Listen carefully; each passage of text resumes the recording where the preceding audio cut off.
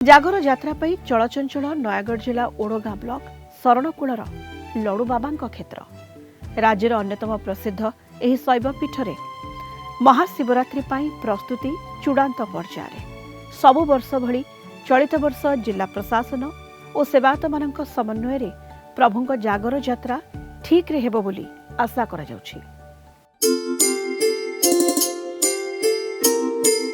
ନୟାଗଡ଼ ଜିଲ୍ଲା ଓଡ଼ଗାଁ ବ୍ଲକ ଶରଣକୂଳର ଲଡ଼ୁବାବାଙ୍କ ପୀଠ ଅତି ପ୍ରାଚୀନ। ଏକଦା ଶରଣକୂଳ ଅଞ୍ଚଳ ଥିଲା ଜଙ୍ଗଲ। ପାଖରେ ରହିଛି ଭଣ୍ଡାର ପାହାଡ଼। ପାହାଡ଼ ନିକଟରେ ରହିଛି ହରିହରପୁର ଗାଁ। ସେହି ଗାଁରେ ଲଡ଼ୁ ବେହେରା ନାମକ ଜଣେ ଗୌଡ଼ ରହୁଥିଲେ।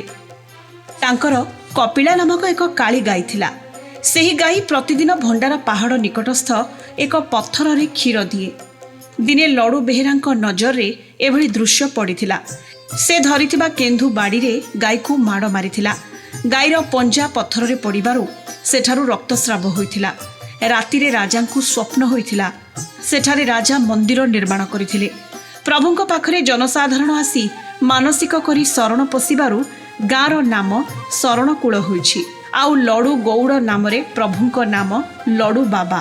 ଏଠି ପାଖ ଗାଁରେ ଗୋଟେ ହରିହରପୁର ଗୋଟେ ଗାଁ ଥାଏ। ସେ ଗାଁରେ ଗୋଟେ ଗୌଡ଼ ଲଡ଼ୁ ବେହେରା ସେ ଗୋଟେ ଗାଈ ନିତି ଆଣିକି ଏଇ ଜଙ୍ଗଲରେ ଚରାଏ। ସେ କାଳି ଗାଈ ଆସିକି ଆମର ଏଇ ପଥରରେ ନିତି ଆପେ ଆପେ କ୍ଷୀର ଦିଏ। ସେ ପିଲାକୁ ଦିଏନି କି ମାଲିକକୁ ଦିଏନି। ଗୌଡ଼ କହିଲା ମୋତେ ଦେଉନି, ପିଲାକୁ ଦେଉନି, କ୍ଷୀର କରୁଛି କ'ଣ? ସେ ପଛେ ଦେଖିକି ଆସିଲା ବେଳକୁ ନଦୀ ବଢ଼ି ଆସିଛି। ତା ନାଞ୍ଜ ଧରିକି ଗୌଡ଼ ପାର ହେଇଛି। ପାର ହେଲା ଭିତରେ ସେ ଦେଖିକି ଆସିଛି ଗୋଟେ କେନ୍ଦୁ ମୂଳି ଧରିଛି। ଗଛ ମୂଳେ ଜଗିଲା ଆସିଛି। ଦେଖିଲା ବେଳକୁ ଲିଙ୍ଗ ଉପରେ ସେ କ୍ଷୀରଟା ଆପେ ତା ପନାରୁ ଝରୁଛି ଲଡ଼ୁବାଙ୍କ ଲିଙ୍ଗ ଉପରେ। ଏତେ ମହିମା। ଗୌଡ଼ ମୂର୍ଖ ଲୋକ ସେ ଜାଣିନି କେନ୍ଦୁ ପ୍ରହାରରେ ଗୋଟେ ପ୍ରହାର ବାଡ଼େଇଛି ଗାଈକି। ବାଡ଼େଇଲା ଭିତରେ ଗାଈ ଯେଉଁ ଚମକିକି ପଳେଇଛି, ଆମର ଗାଈର ଯେଉଁ ଖୋର ବାଜି ଯାଇଛି ଲଡ଼ୁବାଙ୍କ ଲିଙ୍ଗ ଉପରେ। ବାଜିଗଲା ଭିତରେ ସେ ପାଷାଣ ଛାଡ଼ି ଦେଇଛନ୍ତି ଲିଙ୍ଗ। ଆପଣ ଦେଖିପାରନ୍ତି ପୂର୍ବ ଗୋଟେ ପଶ୍ଚିମ ଗୋଟେ ପାଷାଣ ଛାଡ଼ିଯିବାରୁ ରକ୍ତସ୍ରାବ ବାହାରିଛି। ରକ୍ତସ୍ରାବ ବାହାରିଲା ଭିତରେ ଗୌଡ଼ ଦେଖିଛି କ'ଣ ପଥରରୁ ରକ୍ତ ବାହାରୁଛି। ଯାଇକି ଗାଁ ବାଲାଙ୍କୁ କହିଛି। ଗାଁ ବାଲାକୁ କହିଲା ଭିତରେ ଗାଁ ବାଲା ଆସିଛନ୍ତି, ଦେଖିଛନ୍ତି, ଆଶ୍ଚର୍ଯ୍ୟ ହୋଇଛନ୍ତି। ତାପରେ ସେଇଦିନ ରାତିରେ ଯାଇକି ଶୋଇଛନ୍ତି। ରାତିରେ ରାଜାଙ୍କୁ ସ୍ୱପ୍ନ ହେଇଛି, ମୁଁ ଏଇ ଭଣ୍ଡାର ତଳେ ଆବିର୍ଭାବ ହେଇଛି। ଯେଉଁ ଗୌଡ଼ ମୋତେ ଦେଖିକିରି ଗାଈକି ମୋ ଭକ୍ତକୁ ପ୍ରହାର କରିଛି, ତା ନାମରେ ମୋ ନାଁ ରଖିବୁ ଲଡ଼ୁ କେଶର ମହାଦେବ। 1400 ବର୍ଷ ହେଲା ମନ୍ଦିରର ନିର୍ମାଣ। ଏଠି ଗୋଟିଏ ନଦୀ ଥିଲା କୁସୁମୀ ନଦୀ। କୁସୁମୀ ନଦୀ ଆରପଟେ ହେଉଛି ହରିହରପୁର ଗାଁ। ଯାତ୍ରା ପର୍ବପର୍ବାଣି ଏଠି ହାଡ଼ି, ତନ୍ତୀ, ଧୋବା, ତେଲି, ଗୁଡ଼ିଆ, ପୂଜାରୀ, ସୁଆର, ପଢ଼ିଆଳି, ପ୍ରତିହାରୀ, ପଣ୍ଡା ସମସ୍ତେ ସେବାୟତ।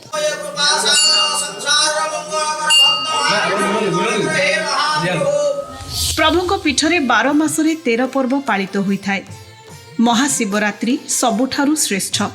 ମହାଶିବରାତ୍ରିରେ ପ୍ରଭୁଙ୍କ ଆଶୀଷ ଲାଭ ପାଇଁ ଲକ୍ଷାଧିକ ଭକ୍ତଙ୍କ ସମାଗମ ହୋଇଥାଏ।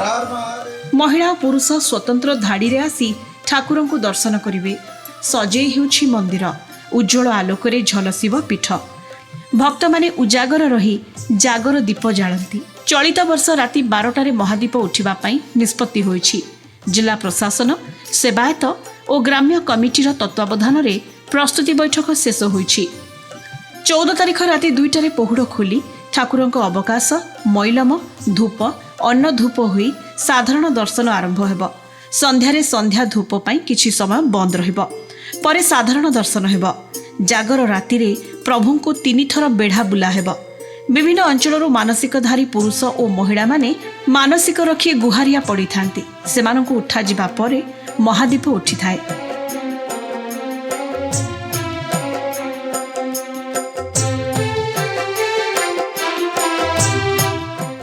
ଶିବରାତ୍ର ହେଉଛି ଲଡ଼ୁବାଙ୍କର ପ୍ରସିଦ୍ଧ ଯାତ୍ରା। ଏ ବାବା ଆମର ନିଜେ ଫୁଟି ବାହାରିଛନ୍ତି ଆଜ୍ଞା। ଏ ଆମର ଲଡ଼ୁ ବାବା ହରିହର। ହରିହର ଥିବା ଯୋଗୁଁ ଶିବରାତ୍ରି ଦିନ ଆମର ହରିହର ଭେଟ ହୁଅନ୍ତି। ଆମର ମହାଦୀପ ରାତି 12ଟାରେ ଉଠିବ। ଶିବଙ୍କ ଜନ୍ମଦିନ, ଶିବଙ୍କ ଉପାସ, ତେଣୁ ଲୋକ ବିଶ୍ୱାସ କରିଥାନ୍ତି। ତେଣୁ ବାବା ଗାଁ ନାଁ ଶରଣକୂଳ ଆଜ୍ଞା। ଶରଣାର୍ଥୀମାନଙ୍କୁ ଶରଣ ରକ୍ଷା କରିବାରୁ ଏ ଗ୍ରାମ ନାମ ଶରଣକୂଳ ଆଜ୍ଞା ହେଲା। ତେଣୁ ଲୋକ ବିଶ୍ୱାସ ଥାନ୍ତି ଯେ ଲଡ଼ୁବାବାଙ୍କ ଏଠି ଗଲେ ଆମର ମନସ୍କାମନା ପୂର୍ଣ୍ଣ ହୁଏ। 15 ତାରିଖ ଦିନ ଜାଗର ଯାତ୍ରା। ସେଥିପାଇଁ ଆମେ ଜିଲ୍ଲା ପ୍ରଶାସନ ତରଫରୁ ଆମର ବୈଠକ ବସିଥିଲା ଏବଂ ତା'ର ସବୁ ପ୍ରଶାସନ ବିଭାଗକୁ ସବୁ ଚିଠି ବି ଆସିଲାଣି। ହେରି ପୋଲିସ ବି ସହଯୋଗ କରିବେ। ପୋଲିସ ଯେମିତି ଅଧିକ ସଂଖ୍ୟାରେ ଆସିବେ ତା ବ୍ୟବସ୍ଥା ବି କରାଯାଇଛି।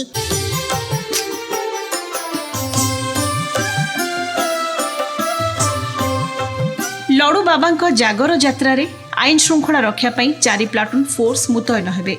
ଏଠାରେ 8 ଦିନ ବ୍ୟାପୀ ଅନୁଷ୍ଠିତ ହୋଇଥାଏ ଜାଗର ମେଳା। ନୟାଗଡ଼ରୁ ଦେବବ୍ରତ ନାୟକଙ୍କ ରିପୋର୍ଟ, କଳିଙ୍ଗ ଟିଭି।